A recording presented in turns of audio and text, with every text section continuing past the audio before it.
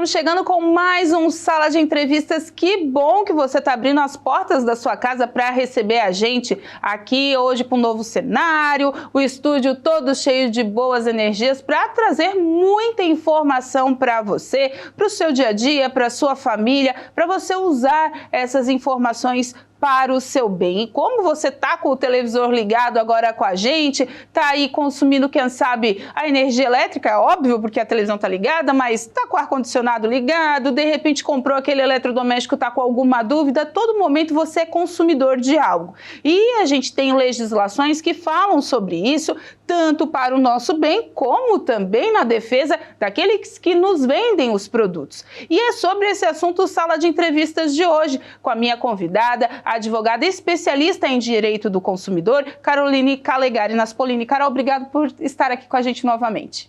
Obrigada eu, Michele, agradeço sempre o espaço da TV Primavera. É uma honra estar aqui de novo para falar sobre um assunto tão relevante no nosso cotidiano, né? Pois é, Carol, como eu disse, a gente está todo momento consumindo algo, né? Seja aquela água que a gente comprou na rua, dentro de casa, com o ar-condicionado ligado, a luz, a nossa própria água, enfim. A relação do consumidor no dia a dia ela é muito ampla e a todo momento as pessoas talvez nem se identifiquem com isso, porque é muito automático, né?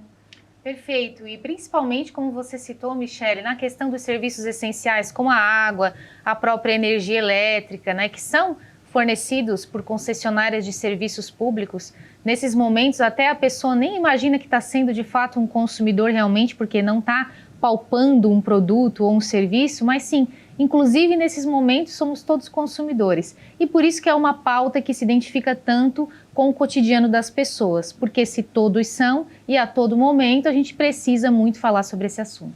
E a gente tem datas, né, que marcam o nosso cotidiano, aí, o nosso ano. Tem o Dia Mundial do Consumidor, aí tem o Dia do Cliente, tem o Dia do Código de Defesa do Consumidor, tem várias datas para se lembrar dos nossos benefícios como consumidor. Uhum. Mas também dentro dessas datas são lembrados os deveres como consumidor, né, Carol? Com certeza, e muitas vezes as pessoas acham que essas datas elas servem simbolicamente apenas para fomentar o comércio, quando na realidade elas servem também para que a gente pense e reflita sobre os nossos hábitos de consumo, sobre a questão da sustentabilidade, sobre a questão do superendividamento, que é algo que está tão em voga no momento, infelizmente, no nosso país. Então, as datas sim são para fomentar o comércio local, o comércio eletrônico, mas especialmente para que a gente mude esses hábitos ruins que nós temos enquanto consumidores. Como você disse, acabaram virando datas que eram para serem lembradas dos nossos direitos e deveres, elas também se voltaram para datas comerciais, né? Que é o que está sempre acontecendo. Tem dia da felicidade, dia disso, dia daquilo, sempre vira uma data comercial. Mas essas datas eram e são específicas para realmente traçar essa linha do consumo, né, Carol? Com certeza. E hoje a gente tem muitos canais para informar o consumidor, não só os órgãos públicos que atuam dentro da esfera do executivo municipal, estadual e federal, mas também os canais de comunicação. Hoje as pessoas têm acesso mais facilitado à informação, seja através da internet, pelos próprios computadores, pelo celular ou pela tela da televisão. Então hoje ficou mais fácil esse acesso. O que a gente precisa fomentar um pouco mais, Michele, no meu ponto de vista, é levar a informação um pouco mais esmiuçada para o consumidor, que não necessariamente vai saber a letra da lei que está descrita lá no código quando ele tem alguma dúvida ao fazer a sua aquisição de produtos ou serviços. Então, acredito que esses canais que transmitem essa informação esmiuçada para o consumidor final, eles merecem também uma salva de palmas, porque fazem um trabalho social também. É verdade, né? Tem muita gente hoje, a internet ela é plural, né? A gente sabe que tem um mundo de divulgação falsa, e claro, as verdadeiras, vamos seguir pelos caminhos das verdadeiras, por favor, gente. E tem muitos canais, né, que hoje falam sobre a questão da defesa do consumidor. A gente teve lá atrás, muitos anos atrás, hoje ele veredou por caminho da política, mas o Celso Russomano começou com aquela história do direito do consumidor e as pessoas foram abrindo os olhos. Hoje tem outros canais também que fazem aquele tipo de trabalho. E é um caminho que as pessoas tinham que buscar mais informação, né, Carol? Até mesmo antes de chegar no PROCON, porque às vezes elas vão chegar com uma reclamação que não é bem por ali. Talvez elas não tenham tanto direito quanto elas pensam, né? Com certeza. E nessa época, agora citando o Celso Russomano, a Patrulha do Consumidor, Sim. não sei se tu lembra, Michele. Aí tinha aquelas polêmicas, claro, que era um pouco mais exacerbado, até porque... Tinha a parte do show, né? Perfeito, porque precisava vender também o programa, mas de uma forma ou de outra, acabou fomentando a discussão a respeito do direito do consumidor no país. E isso foi muito importante para abrir portas para que outros também fizessem, né, esse enfrentamento com aquelas práticas abusivas que o mercado cotidianamente costuma fazer em relação aos seus consumidores. Hoje, o consumidor, como ele está muito mais antenado, antes mesmo de cair numa armadilha de consumo, ele busca se informar, né? Então, é importante, claro, que o órgão dentro, seja do município, do estado ou na esfera federal, esteja disposto a ajudar esse consumidor também antes do seu conflito. Assim a gente evita que essa bola de neve permaneça. Carol, muita gente vai para as redes sociais para reclamar. Primeira coisa, né? Eu vai para uma determinada plataforma, para outra, vai lá, escreve, fala mal da empresa e às vezes nem procurou outro órgão, não procurou o PROCON, não foi na própria empresa fazer uma ligação só no 0800 que não deu certo, enfim. Esse tipo de reclamação já direcionada para uma empresa, está certo que elas tentam solucionar o problema ali, mas pode gerar algum tipo de conflito para o consumidor? Eles podem ser processados, por exemplo?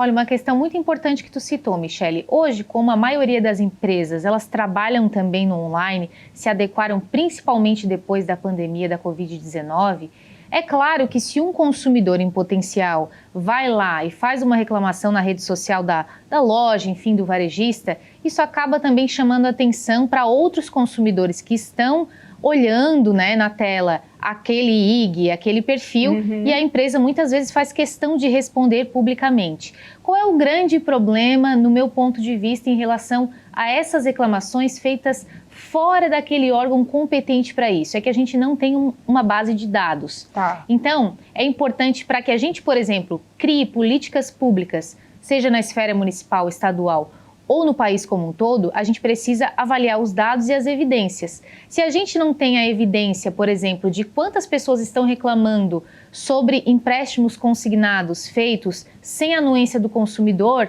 a gente vai ter um gargalo que não vai ser possível identificar. Por isso é tão importante buscar o órgão responsável para colocar aquela sua reclamação. Você resolve o seu problema e ajuda também outros consumidores. Porque nesse âmbito da internet veio muita gente, tem o Reclame Aqui, né, que é o site mais especialista em reclamações, não tem como não citar, que já vencedor de grandes prêmios nacionais e internacionalmente pelo serviço que presta, né? Mas também, se não avaliado bem, como eu disse, a gente pode sofrer sanções reversas, né? O consumidor, ele tem que ter consciência daquilo que está reclamando, né, Carol? Quando eu vou reclamar, o que eu tenho que ter em mãos para fazer essa reclamação? Olha, perfeito. Primeiro, quando a gente fala de internet, a gente tem que lembrar que a internet não é terra de ninguém também. Sim, senhora. A gente não pode sair ofendendo, seja lá qual for o conflito que eu estou em meio, porque aí eu acabo até perdendo a minha razão, né, Michele? Sim. Então, isso era muito costumeiro a gente ver no comércio local e hoje com a abrangência da internet, com acesso facilitado para as pessoas, isso muitas vezes migra para a internet também e acaba levando para um outro lado aquele conflito que poderia ser resolvido de outra forma.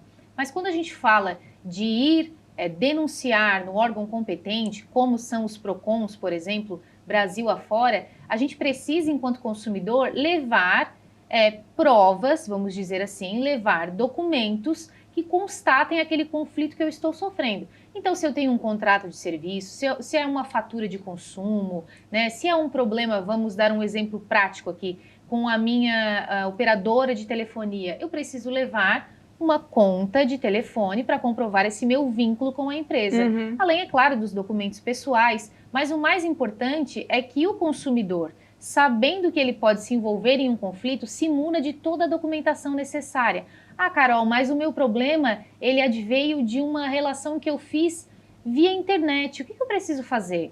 Tenha a cópia dos e-mails, os prints das telas, se imuna dessa documentação. Hoje é fácil, a gente tem o telefone celular, que além de bater as fotos, dá os prints, então a gente precisa também se precaver. Esse é um dever nosso enquanto consumidor. A telefonia ainda é o grande carro-chefe de reclamações ou tem mudado um pouco esse perfil?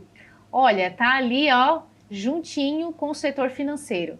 A gente sabe também que depois da pandemia, principalmente, a gente teve um avanço muito grande de número de contratos de empréstimos, sejam eles consignados ou os próprios cartões de crédito, em que as pessoas precisavam de uma válvula de escape, acabavam não fazendo esse planejamento familiar, por exemplo, e aí não tinham a menor ideia de se a minha renda mensal vai ser capaz de suprir as minhas necessidades. Então, o superendividamento, ele acabou se alastrando ainda mais Brasil afora. E por isso que hoje também as instituições financeiras estão ali ligadinhos, quase que vencendo as próprias empresas de telecoms. Então tá certo. Gente, a gente vai para um rápido intervalo e voltamos já já falando mais sobre esse assunto de tanto interesse. Se você tiver alguma dúvida, pode deixar também nas nossas redes sociais para a gente tentar esclarecer, @TV Primavera, para a gente trazer mais essas informações para vocês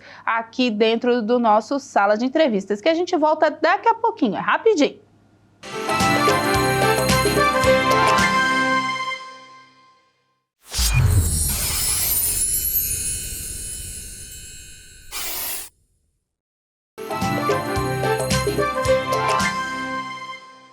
Estamos de volta então com o nosso Sala de Entrevistas para você ficar bem informado como sempre. O Sala de Entrevistas vai ao ar inédito toda terça-feira a partir das 3h10 da tarde. E também ele é exibido em toda a nossa grade estadual e também na nossa grade nacional, e também internacional através da HIT TV. Então você fica bem informado com o nosso Sala de Entrevistas também nas nossas redes sociais e no nosso canal do YouTube aqui da TV Primavera Criciúma. Então não tem como você não acompanhar as nossas informações. E hoje eu estou recebendo a Caroline Calegari Naspolini, ela que é advogada e especialista em direito do consumidor. A gente estava falando bastante sobre compras, sobre essa relação de consumo entre você que acaba adquirindo um produto e aquele que te vende também. Reclamações geram em todas as partes, Carol, mas se eu não tenho um PROCON na minha cidade, o que eu faço?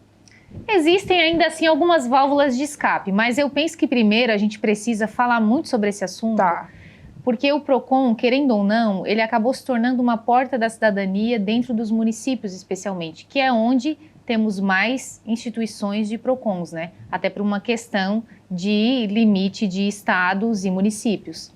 Mas uma questão importante que tu tocou, Michele, que eu penso que a gente deve sensibilizar os poderes legislativos, executivos, as autoridades municipais, as câmaras de dirigentes lojistas que muitas vezes têm uma ideia equivocada sobre a implantação de PROCON, né? Acha que vai ser o vilão do comércio local, quando na realidade é o contrário.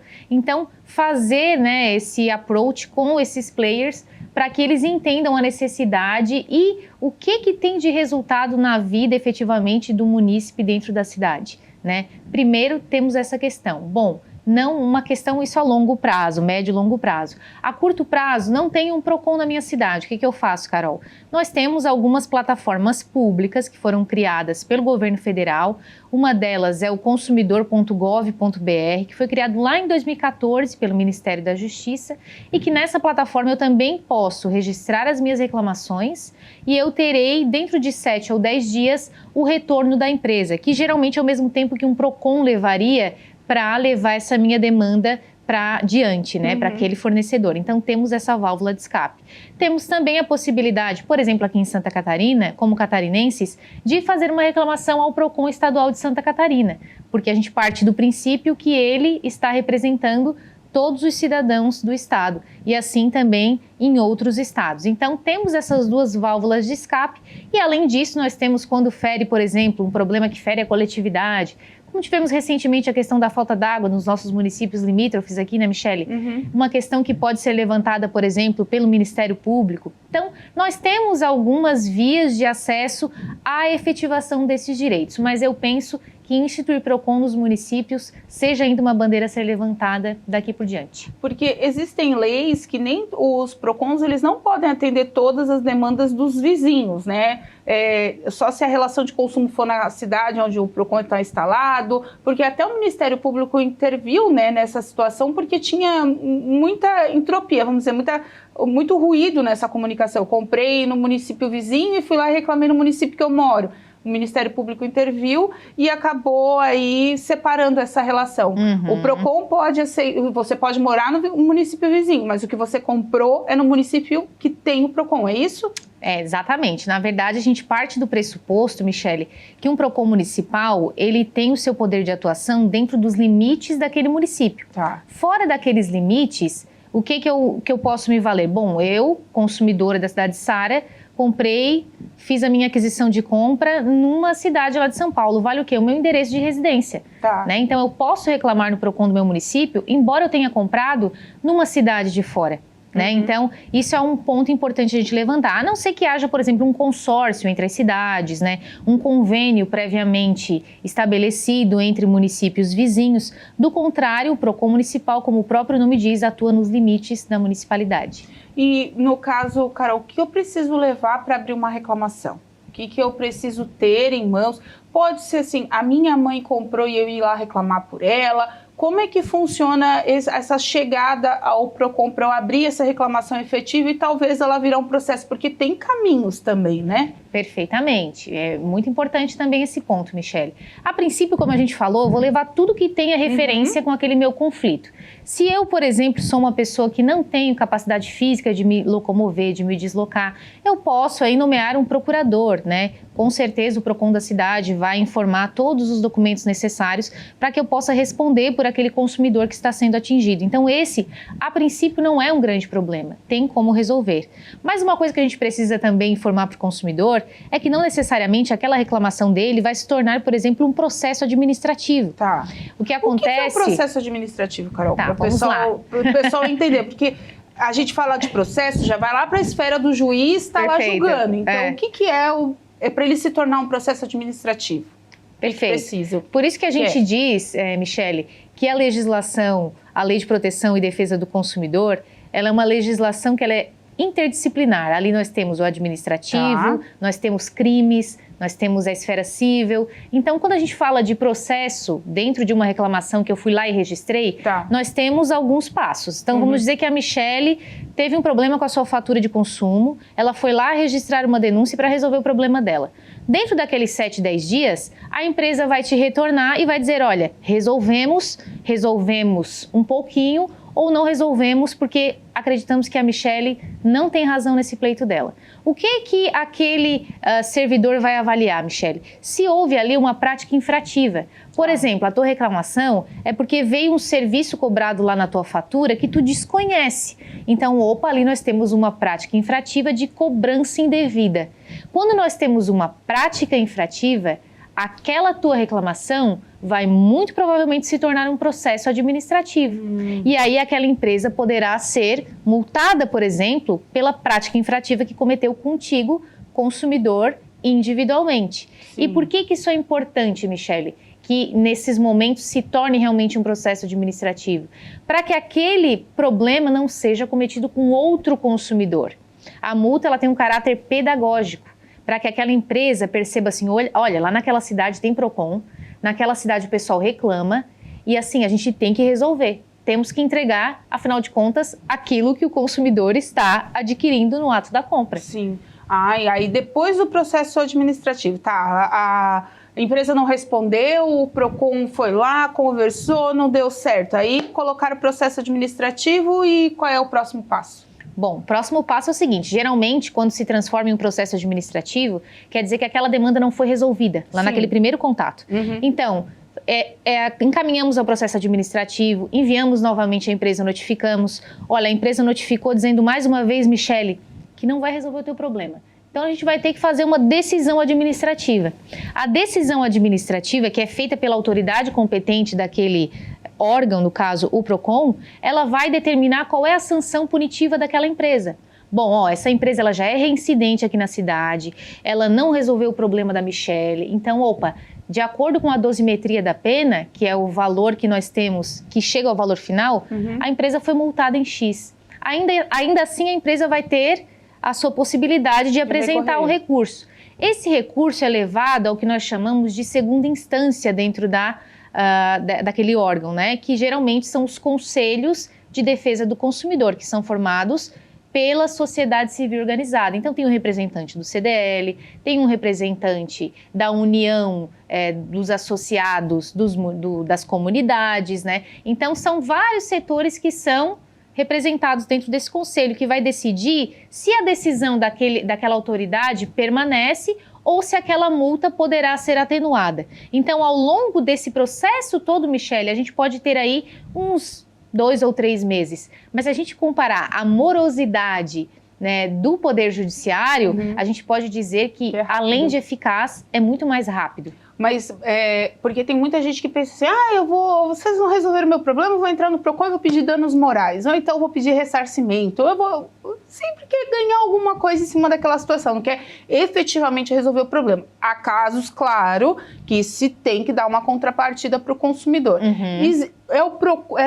Dentro desse processo, ou aí sim vai para esfera civil, criminal, enfim, Carol? Quando a gente precisa de uma reparação desse dano que foi sofrido, a gente precisa acionar a esfera judicial. Tá. Mas quando aquele consumidor já procurou o PROCON antes para resolver o seu problema como um todo, independentemente daquela reparação que ele almeja receber, ele já vai ter aí grandes provas para anexar ao processo judicial que ele vai ingressar.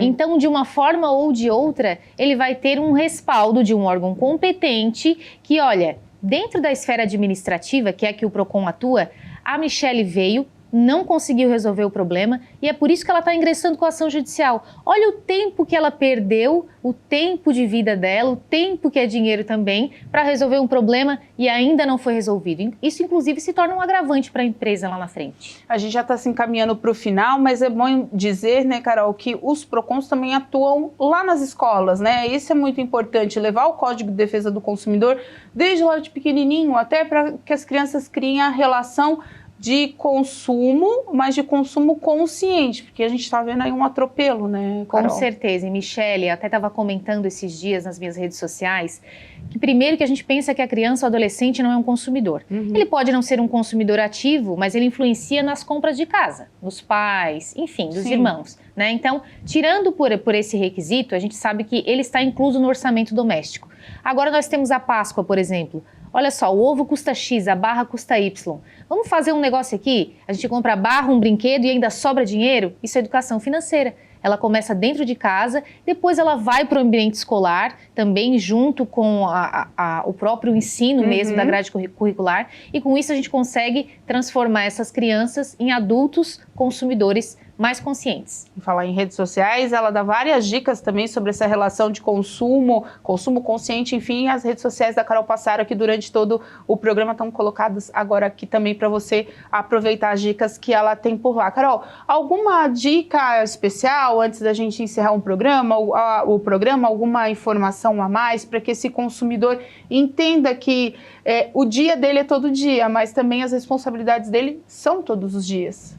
Todos os dias. Tem uma coisa que eu gosto sempre de dizer, Michele, quando a gente fala do direito do consumidor, o Código de Proteção e Defesa do Consumidor, ele serve majoritariamente para defender a parte mais vulnerável, que é o consumidor, mas dentro de qualquer lei, nós temos que sopesar essa balança. Então, nós temos direitos e deveres também enquanto consumidor. Nós, enquanto consumidores, precisamos agir com boa fé. Então, isso é algo que eu sempre tento levar para as pessoas que me questionam, né, enquanto consumidores. Mas, Carol, será que eu tenho direito ou não? Pensa se realmente você, enquanto consumidor, dentro daquela relação de consumo, agiu com boa fé. Se você agiu com boa fé, é muito provável que dentro dessa relação, daquele conflito que você sofreu, você realmente terá o direito a alguma reparação. Então, se a gente fizer a nossa parte, se o fornecedor tiver flexibilidade, com o diálogo, tenho certeza que a gente consegue resolver qualquer conflito. Então, tá certo. Obrigada, Carol, mais uma vez pela presença aqui. E fique à vontade, né? Sempre que tiver informação nova, compartilhe com a gente. Sem dúvida nenhuma, eu que agradeço sempre o espaço da TV Primavera, do programa Sala de Entrevistas. Já estive aqui em outras oportunidades, inclusive com a Michele, aos telespectadores, que são todos consumidores também. E lembrando sempre, pessoal, se estiverem com dúvidas, não sabe se a informação é correta ou não, procura o PROCON da tua cidade. Então tá certo. Gente, esse foi mais um Sala de Entrevistas. Lembrando que ele fica disponível nas nossas redes sociais, @TV Primavera, no Instagram, no Facebook e também no nosso canal do YouTube, /TV Primavera Criciúma. Se você quiser mandar dúvidas, interagir com a gente, fique à vontade. E ele também é disponibilizado na nossa rede nacional e internacional através da Hit TV, onde você pode assistir e compartilhar esse programa com várias pessoas do mundo. Até a próxima terça-feira com mais um Sala de Entrevistas. Tchau!